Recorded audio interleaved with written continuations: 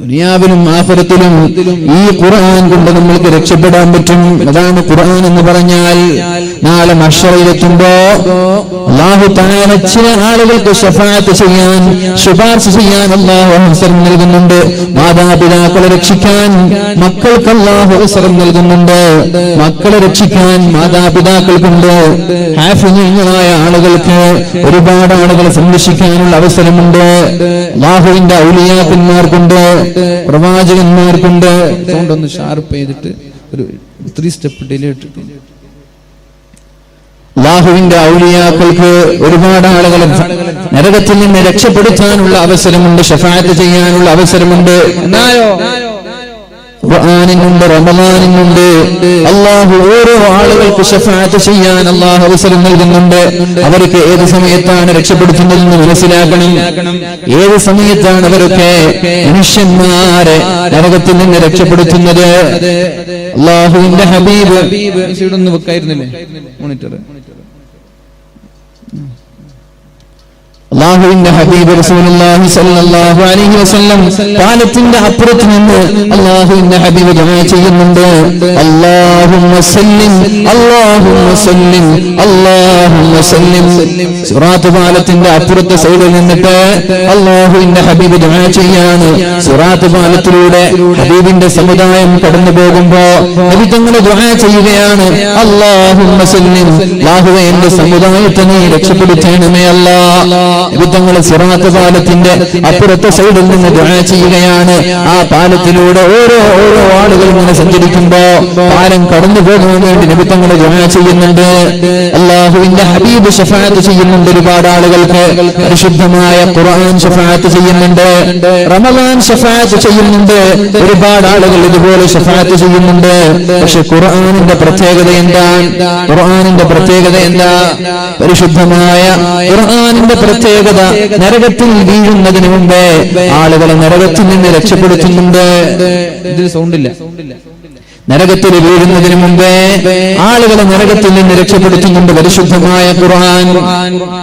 ബാക്കിയുള്ള ആളങ്ങനെയല്ല, നരകത്തിൽ വീണ ശേഷം കൊണ്ടുപോയിട്ട് രക്ഷപ്പെടുത്താൻ. ഖുർആൻ അങ്ങനെയല്ല, നരകത്തിൽ വീഴുന്നതിന് മുമ്പേ രക്ഷപ്പെടുത്തും. സ്വർഗത്തിലേക്ക് എത്തിയ മക്കൾ അല്ലാഹുവിനോട് ചോദിക്കുകയാണ്, അല്ലാഹുവേ എവിടെയാണ് മാതാപിതാക്കൾ? അപ്പോഴാണ് അല്ലാഹു പറയുന്നത് നരകത്തിലാണ്, മാതാപിതാക്കൾ നരകത്തിലാണ്. നരകത്തിലുള്ള മാതാപിതാക്കൾ ഞാൻ സ്വർഗത്തിലോ, അവരെ രക്ഷപ്പെടുത്താൻ എനിക്ക് അവസരം തരണമെന്ന് അല്ലാഹു റബ്ബ് സുബ്ഹാനഹു വ തആലയോട് മക്കൾ ചോദിക്കുമ്പോ മക്കളോട് അല്ലാഹു പറയുന്നത് നരകത്തിലാണ്. നരകത്തിൽ കിടക്കുന്ന മാതാപിതാക്കളെ മക്കളെ വിളിച്ചുകൊണ്ടുവരും, എന്നിട്ട് സ്വർഗത്തിൽ കിടത്തും. നരകത്തിൽ വീണ ശേഷമാണ് മക്കൾ ശഫാഅത്ത് ചെയ്യുന്നത്. പരിശുദ്ധമായ ഖുർആൻ അങ്ങനെയല്ല, നരകത്തിലേക്ക് വീഴുന്നതിന് മുമ്പേ രക്ഷപ്പെടുത്തുന്ന, നരകത്തിൽ വീണ ശേഷം നരകത്തിൽ നിന്ന് പൊറുക്കിയെടുത്ത് കൊണ്ടുപോകല്ല.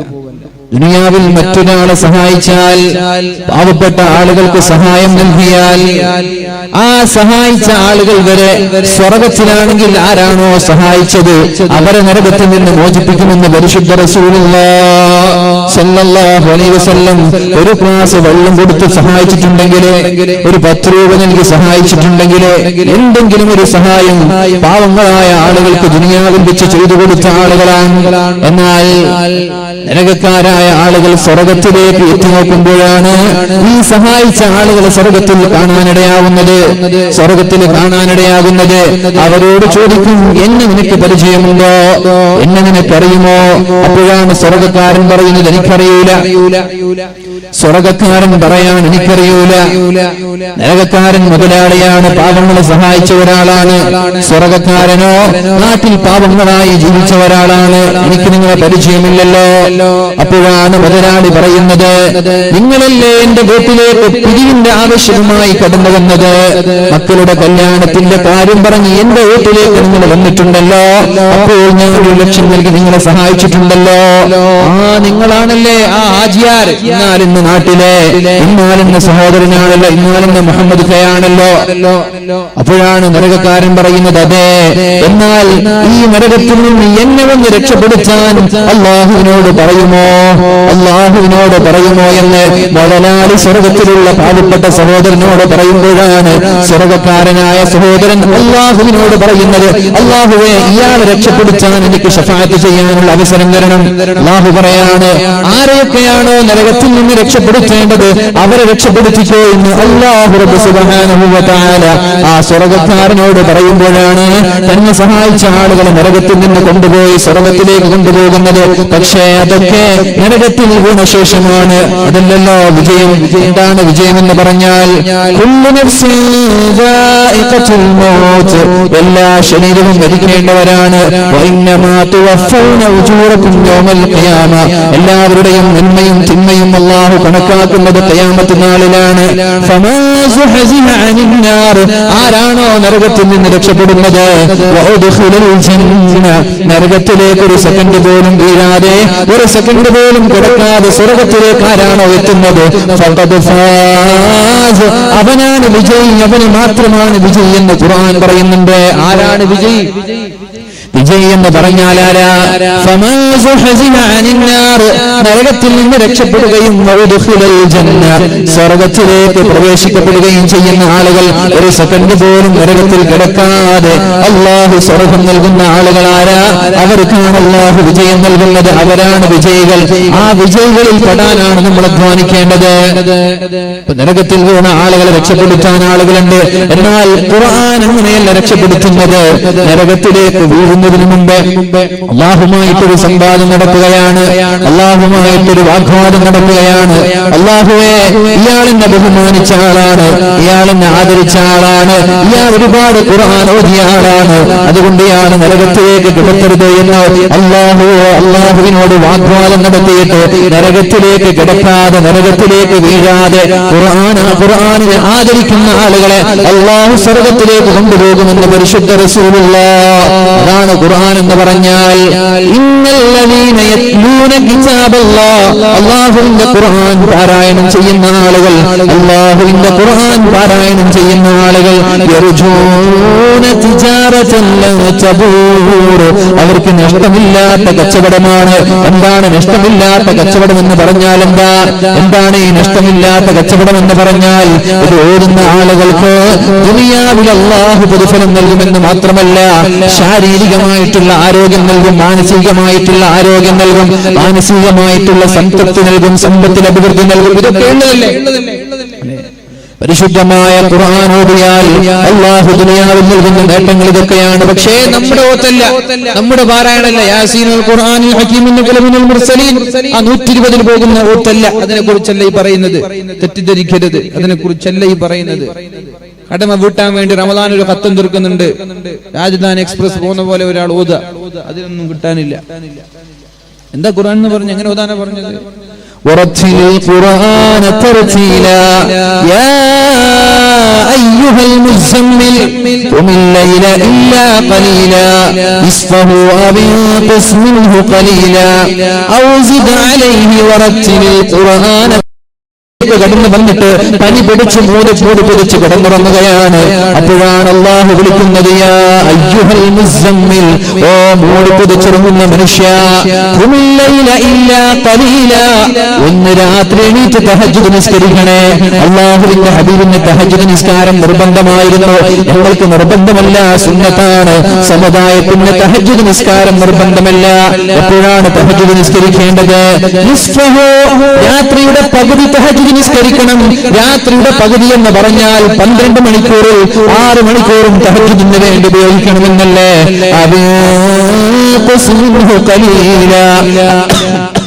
അല്ലെങ്കിൽ ആ പകുതിയിൽ നിന്ന് അല്പം കുറച്ചാലും കുഴപ്പമില്ല, അല്പം കുറച്ചാലും കുഴപ്പമില്ല. അല്ലാഹുവിന്റെ ഹബീബിനോട് പറയാണ്, രാത്രിയുടെ പകുതി ഭാഗം നിങ്ങൾ തഹജ്ജുദിന് വേണ്ടി മാറ്റിവെക്കണം. അല്ലെങ്കിൽ അതിൽ നിന്ന് അല്പം കുറച്ചാലും കുഴപ്പമില്ല.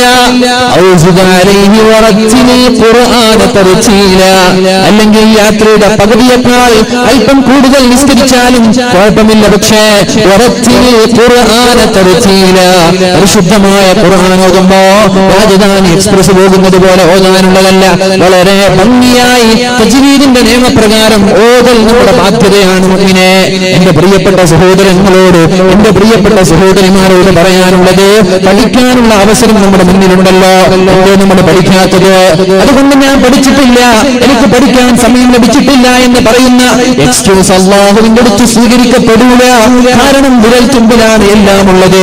തജ്വീദ് പഠിക്കാനും യൂട്യൂബ്, വാല് പഠിക്കാനും യൂട്യൂബ്, സിനിമ കാണാനും യൂട്യൂബ്, കുക്കറി ഷോ കാണാനും യൂട്യൂബ്, എന്തുവരൊക്കെ കാണാനും യൂട്യൂബ് ഉണ്ടാകുമ്പോ നന്മയ്ക്ക് വേണ്ടി ആരാണ് ഉപയോഗിക്കുന്നത്? നിങ്ങളുടെ വിരൽ തുമ്പിലേക്ക് നന്മകളുടെ വാതായനങ്ങൾ തുറക്കപ്പെടുമ്പോ എന്തേ നന്മ ചെയ്യാത്തത്? എന്തേ നന്മ ചെയ്യാത്തത്? നന്മ ചെയ്യാനല്ലേ ഈ ഡിവൈസുകൾ അല്ലാഹു നമ്മൾക്ക് നൽകുന്നത്. കളിക്കാനല്ലല്ലോ, തമാശയ്ക്ക് വേണ്ടിയല്ലല്ലോ, ഫോൺ കാണാനല്ലല്ലോ, അല്ലാഹുവിന്റെ നന്മകൾ, അല്ലാഹുവിന്റെ ദൃഷ്ടാന്തങ്ങൾ കാണാനല്ലേ.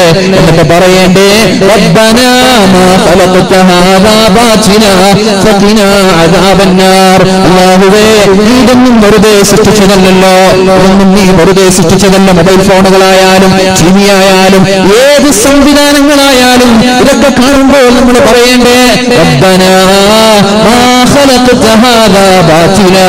അല്ലാഹുവേ, ഇതൊന്നും നീ വെറുതെ സൃഷ്ടിച്ചതല്ലല്ലോ. ഞാൻ എന്റെ സഹോദരിമാരോട് പറയുന്നത്, എനിക്കറിയാം ഇവിടെ സഹോദരിമാരാണ് കൂടുതലുള്ളത് എന്ന്. എന്റെ ഇവിടുത്തെ ചെറുപ്പക്കാർക്ക് വാല് വേണ്ടേ? എന്റെ ഇവിടുത്തെ നാട്ടുകാർക്ക് വാല് വേണ്ടേ? ഞാൻ ചോദിക്കട്ടെ, സംഘാടകരെ പലവട്ടം പറഞ്ഞു സ്ത്രീകളായിരിക്കും കൂടുതലെന്ന്. ഇങ്ങനെ ഒരു മഹാനുഭാവന്റെ പേരിൽ ഇവിടെ വാല് സംഘടിപ്പിക്കുമ്പോ നാട്ടുകാരെങ്കിലും വന്നിരിക്കും, നിങ്ങളുടെ ബാധ്യതയല്ലേ? എന്തിനാണ് സംഘടിപ്പിക്കുന്നത്? ഇത്രയും ഭീമമായ തുകകൾ ചെലവഴിച്ചിട്ട് നയിക്കുന്ന സംവിധാനങ്ങൾ, സ്റ്റേജിന്റെ സംവിധാനങ്ങൾ, ഇങ്ങനെയുള്ള സംവിധാനങ്ങൾ ഒരുക്കിയിട്ട് എന്തേ നമ്മൾക്ക് കേൾക്കാൻ കഴിയാത്തത്? ആരോടുള്ള ധിക്കാരമാണിത്? ആരോടുള്ള വെല്ലുവിളിയാണ്? എന്റെ ചെറുപ്പക്കാര, ഒരു കളി ഉണ്ടാകുമ്പോ അവിടെ കൂടാറുണ്ടല്ലോ. അല്ലാഹുവിന്റെ ഹബീബ് സല്ലല്ലാഹു അലൈഹി വസല്ലം, അല്ലാഹുവിന്റെ ഹബീബിനോട് അല്ലാഹു തആല പരിശുദ്ധമായ ഖുർആനിൽ വെല്ലുവിളിക്കാൻ പറഞ്ഞ വിഷയങ്ങളല്ലേ ഇത്? ജീവിതം കളിയും ചെറിയുമാക്കി മാറ്റുന്ന ആളുകളെ നബിയെ നിങ്ങൾ വിട്ടേക്ക്. നബിയെ, അവരെ നിങ്ങൾ എന്ത് ചെയ്യണ്ട, അവരെ നിങ്ങൾ യാതൊരു പരിഗണനയും നൽകണ്ട, അവരുടെ കാര്യം ഞാൻ നോക്കാമെന്ന് അല്ലാഹു ഖുർആനിൽ പറഞ്ഞിട്ടില്ലേ? ഇത് അറിയാനിട്ടാണോ? ഇത് കേൾക്കാനിട്ടാണോ? എന്റെ ചെറുപ്പക്കാര, കളികളോട് ഭ്രമം തോന്നി തുടങ്ങിയത്? ആതൊരു ഫ്ലഡ്ലൈറ്റുകളും ഫുട്ബോളുകളും മാത്രമായി ജീവിച്ചാൽ മതിയോ? ജീവിതം തന്നെ കളിയും ചിരിയുമാക്കി മാറ്റിയ ആളുകളുണ്ട്.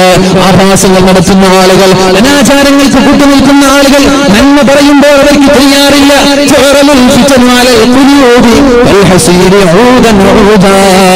നന്മയേതോ ചിന്മയേതോ എന്ന് തിരിച്ചറിയാൻ പറ്റാത്ത ഒരു കാലം ആളുകളിലേക്ക് വരാനുണ്ട് എന്ന് അല്ലാഹുവിന്റെ ഹബീബ് പറഞ്ഞിട്ടുണ്ടല്ലോ.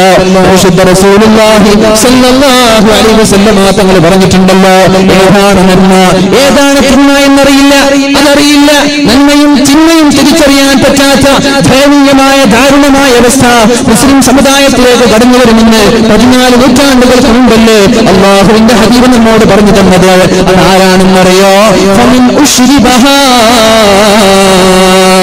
ചിന്മകൾ ഇവിടെ ഉണ്ടാകുമ്പോ, ആവാസങ്ങൾ ഉണ്ടാകുമ്പോ, സിനിമകൾ ഉണ്ടാകുമ്പോ, സിനിമയുടെ പേരിൽ ഇവിടെ മൽപ്പിടുത്തങ്ങൾ നടക്കുന്നുണ്ടില്ലേ?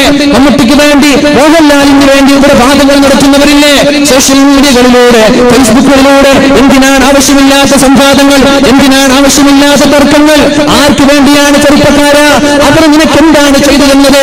ഏത് നടന്മാരായാലും നടിമാരായാലും സമുദായത്തിന് എന്ത് ചെയ്തു തന്നു? നിനക്കെന്ത് ചെയ്തു തന്നു? അതുപോലെ സോഷ്യൽ മീഡിയയിൽ മറ്റൊരു ആവാസം കൊണ്ട് ഇന്ന് നടക്കുന്ന IPL കളിയുണ്ടല്ലോ, ആ കളിക്ക് വേണ്ടി രാവിലെ ഒരു പ്രവചന മത്സരം. എന്റെ ചെറുപ്പക്കാര, നിങ്ങളുടെ ബുദ്ധി നിങ്ങൾ എവിടെയാണ് പണയം വെച്ചിട്ടുള്ളത്? എവിടെയാണ് നിങ്ങളുടെ തലച്ചോറ് പണയം വെച്ചിട്ടുള്ളത്? ഇത് തമാശയുടെ കാര്യമല്ല, ഇത് തമാശയായി പറയുകയല്ല. ഇത് നിങ്ങൾ മനസ്സിലാക്കിയില്ലെങ്കിൽ അപകടത്തിലേക്കാണ് പോകുന്നത്.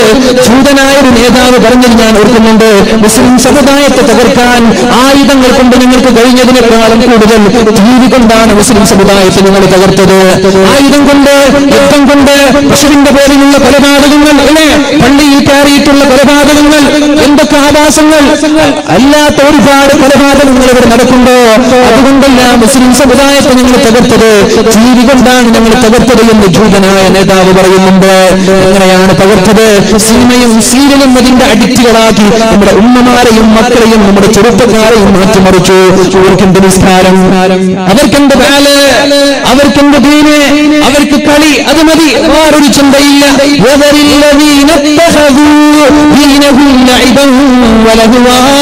ചെറുപ്പക്കാരാ, ജീവിതം തന്നെ കളിയും ചിരിയും ആഘോഷങ്ങളും ആഭാസങ്ങളും ഇത് മാത്രം മതി എന്ന രീതിയിൽ മുന്നോട്ട് പോകുന്ന ആളുകളെ അല്ലാഹുവിന്റെ മുന്നറിയിപ്പാണ്. ഇത് തമാശയല്ല. അവരെ വിട്ടുകള നബിയെ, അവരെ നെവർമൈൻഡ് ചെയ്യൂ നബിയെ. വലഹും അദാബുൻ അലീം, അവർക്ക് ഞാൻ വേദനാജനകമായ ശിക്ഷ നൽകാനുണ്ട് എന്ന് പരിശുദ്ധമായ ഖുർആൻ പറയുന്നത്. ഈ തോന്നിയത് പോലെ കളികൾക്ക് വേണ്ടി ജീവിതം മാറ്റിവെക്കുന്ന ആളുകൾക്കാണ്.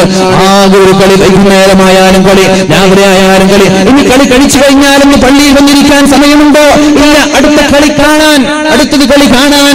എന്റെ ചെറുപ്പക്കാരാ, രാവിലെ ഫേസ്ബുക്കിൽ നടക്കുന്ന ഒരു മത്സരം, ഇന്ന് വൈകുന്നേരം നടക്കുന്ന IPL ടൂർണമെന്റിൽ ആരാണ് വിജയിക്കുക, ആരാണ് കൂടുതൽ റൺ വാങ്ങുക, ആരാണ് കൂടുതൽ വിക്കറ്റ് എടുക്കുക, ഇത് പറഞ്ഞിട്ട് ശരിയായ ആളുകൾക്ക് സമ്മാനം ഓഫർ ചെയ്യാൻ ഫേസ്ബുക്കിലൂടെ ചില ആളുകൾ. എന്റെ ചെറുപ്പക്കാരാ, നിങ്ങളുടെ സമയം ഹറാമിനല്ലേ നിങ്ങൾ ഉപയോഗിക്കുന്നത്? അവരുടെ പണത്തിന്റെ പലപളപ്പ് കൊണ്ട് IPL എന്ന് പറയുന്ന മാമാങ്കം നടക്കുമ്പോ എന്തിനാണ് ചെറുപ്പക്കാരെ ഇവിടെ സംഭാവന? എന്നാൽ ദീനിന്റെ പേരിൽ സംഭാവന ചെയ്യണമെന്ന് പറയുമ്പോ ആ ചെറുപ്പക്കാരെ മഷിയിട്ടാലും കാണൂല. എന്താ ഇന്നാരെ സഞ്ചരിക്ക, അതെങ്ങാനും പറഞ്ഞു ശരിയായ അവന്റെ വക ഒരു സമ്മാനം. എന്തിനിത്? എന്ന പള്ളിക്ക് 1000 കൊടുത്തു, അയാൾ മഷിയിട്ടാലും കാണൂല. ഇതാണ് ഇന്നത്തെ ദീൻ. അതിന് കാരണം ഒന്നാണ്. അല്ലാഹുവിന്റെ ഹബീബ് പറയുന്നു,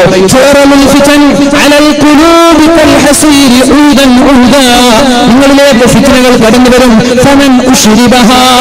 ആ ഫിത്നകൾ രസകരമായിട്ട് ഒരാൾക്ക് തോന്നി തുടങ്ങിയാൽ, എന്താണ് ഇതിന് ഉദാഹരണം പറയുന്നത്? സ്വാമിമാര് ശബരിമലയിലേക്ക് പോകുന്ന രംഗം നിങ്ങൾ കണ്ടിട്ടുണ്ടല്ലോ. എത്ര വേദനയോടെയാണ് നമ്മളത് നോക്കിക്കാണുന്നത്.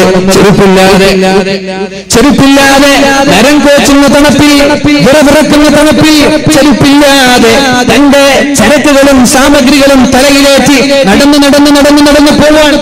അത് കാണുമ്പോ നമ്മൾക്ക് വിഷമം തോന്നാറുണ്ടെങ്കിലും എന്തിനാണ് അവർ കിലോമീറ്ററുകൾക്കപ്പുറത്തുള്ള ശബരിമലയിലേക്ക് പോകുന്നത്? ആ മതത്തോടും ആ ആചാരത്തോടും ആ ആരാധനയോടും അവർക്ക് മനസ്സിലുണ്ടാകുന്ന താല്പര്യമാണ്. അതുകൊണ്ടാണ് അവർ എത്രയും പ്രയാസം സഹിച്ചിട്ട് നരം കോച്ചുന്ന തണുപ്പിൽ പോലും അവർ നടന്നു നീങ്ങുന്നത്. ഇതുപോലെ ഒരാൾക്ക് ഫിത്നകളോട് താല്പര്യം തോന്നി തുടങ്ങിയാൽ, രാത്രി 3 മണിക്ക് കളിയുണ്ട് എന്നറിഞ്ഞാൽ അതിനുവേണ്ടി നമ്മുടെ ചെറുപ്പക്കാർ അലാം വെക്കാൻ തുടങ്ങിയാൽ, വൈകുന്നേരം 8 മണിക്കൊരു കളിയുണ്ട് എന്ന് പറഞ്ഞാൽ അതിനു വേണ്ടി ചെറുപ്പക്കാരൻ കാത്തിരിക്കുന്ന ഒരു കാലം വന്നാൽ അവർക്ക് വേണ്ടി ഫ്ലെക്സ് വെക്കുക, അവർക്ക് വേണ്ടി സംവാദം നടത്തുക, അവർക്ക് വേണ്ടി ഗ്രൂപ്പുകളിൽ ചർച്ച നടത്തുക. എന്താണിത്? ആർക്ക് വേണ്ടിയാണിത്? ഈ ആഭാസങ്ങളുള്ള ആളുകൾ, ഈ ആഭാസങ്ങൾ ഒരു രസകരമായ ഒരാൾക്ക് തോന്നി തുടങ്ങിയാൽ അവന്റെ ഹൃദയത്തിനാണ് അല്ലാഹു തആല കറുത്ത പുള്ളികളിട്ട് കൊടുക്കുന്നത്. അവന്റെ ഹൃദയത്തെയാണ് അല്ലാഹു കറുപ്പിച്ചു കളയുന്നത്. അങ്ങനെ ഒരാളുടെ ഹൃദയം കറുത്തു പോയാൽ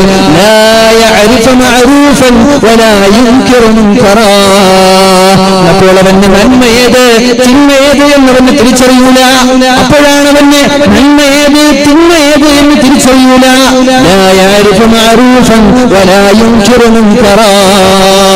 അപ്പോഴാണ് അവന് സിനിമ കാണുന്നത് ഹലാലായി തോന്നുന്നത്, വ്യഭിചാരം ഹലാലായി തോന്നുന്നത്, കഞ്ചാവ് ഹലാലായി തോന്നുന്നത്, മയക്കുമരുന്ന് ഹലാലായി തോന്നുന്നത്, പെണ്ണിന്റെ കൂടെ നടക്കുന്നതും ഇരിക്കുന്നതും ചാറ്റ് ചെയ്യുന്നതും ഹലാലായി തോന്നുന്നത്. അവന്റെ ഹൃദയം കറുത്തുപോയത് കൊണ്ടാണ്. കറുത്തുപോയ ഹൃദയങ്ങളിലേക്ക് നന്മകളെത്തൂല, അവന്റെ ഹൃദയങ്ങളിലേക്ക് നന്മകളെത്തൂല. തൗബ ചെയ്ത് അല്ലാഹു തൗബ സ്വീകരിക്കാതെ എത്ര വാല പറഞ്ഞാലും അവൻ നന്നാവൂല. കാരണം അവന്റെ ഹൃദയം കറുത്തുപോയിരിക്കുകയാണ്. പക്ഷേ എന്റെ ചെറുപ്പക്കാരാ, ഈ ഒരു ലിസ്റ്റ് നമ്മൾ പെടാൻ പാടില്ല.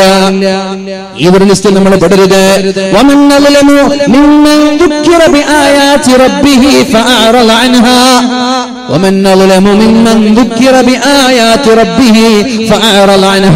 ഞാൻ പറയുന്നത് എന്റെ വകയല്ലല്ലോ, അല്ലാഹുവിന്റെ ഖുർആനിന്റെ ആയത്തുകളല്ലേ ഇവിടെ ചർച്ച ചെയ്യുന്നത്. പരിശുദ്ധ റസൂലിന്റെ ഹദീസ്